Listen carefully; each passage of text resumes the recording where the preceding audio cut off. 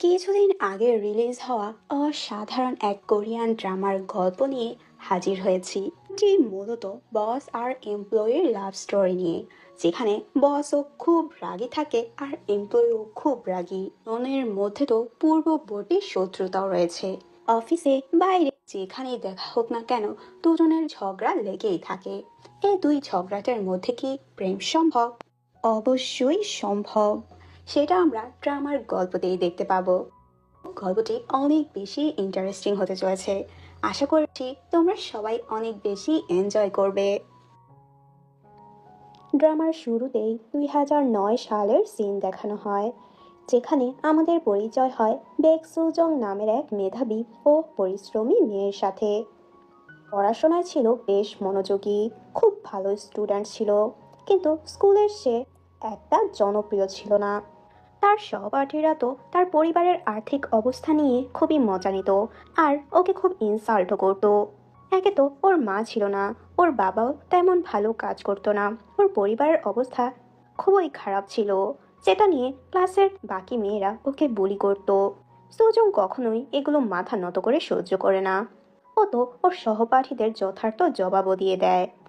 এরপর মন খারাপ করে যখন বাসা ফিরতে নেয়, রাস্তায় দেখতে পায় একটি ছেলে তো ওকে ডাকছে।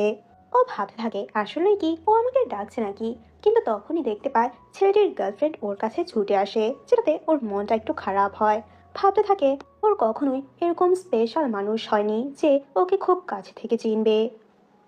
এরপর সুজং যখন বাসা আসে, তখন আমরা জানতে পারি তার ছোট একটি ভাই আছে, যার নাম ছিল সুবিন। সুবিন তো ভিডিও গেমসের প্রতি খুবই অ্যাডিক্টেড ছিল, যেহেতু ওর বাবা কাজের জন্য প্রায়ই বাইরে থাকতো। এই জন্য তো সুজংকেই পরিবারের সব দায়িত্ব নিতে হয়। ও তো একদিন লক্ষ্য করে সুবিন তো ওর অনলাইন গেমিং ফ্রেন্ডসদের দ্বারা খুবই বাজেভাবে অপমানিত হচ্ছে, কারণ সুবিন এত গেম খেললেও ও ভালো মতো গেম খেলতে পারতো না। সুজন যখন এগুলো শুনতে পায়, তখন তো ওর ভীষণ রাগ হয়। আসলে ও কখনোই অপমান সহ্য করতে পারে না। এজন্য ও তখন ওর ফ্রেন্ডসদেরকে চ্যালেঞ্জ করে, আমি তো মাত্র 3 দিনের মধ্যে আমার ভাইকে গেমের সর্বোচ্চ পর্যায়ে নিয়ে যাব। যেটা শুনে সুবিনও অনেক বেশি অবাক হয়, কারণ এটা ওর পক্ষে কখনোই সম্ভব ছিল না। কিন্তু এই চ্যালেঞ্জের পর তো সুজং রাত দিন অনলাইন গেম খেলা শুরু করে।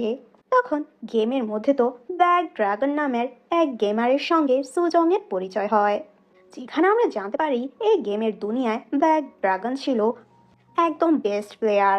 প্রথমে তো সুজংকে দেখে ছোট মনে করেছিল ব্ল্যাক ড্রাগন, কারণ তার স্কোর সবসময়ই খারাপ ছিল। কিন্তু এরপর যখন তারা একসঙ্গে একটি বড় শত্রুকে পরাজিত করে, তখন ব্ল্যাক ড্রাগন তো সুজং এর দক্ষতা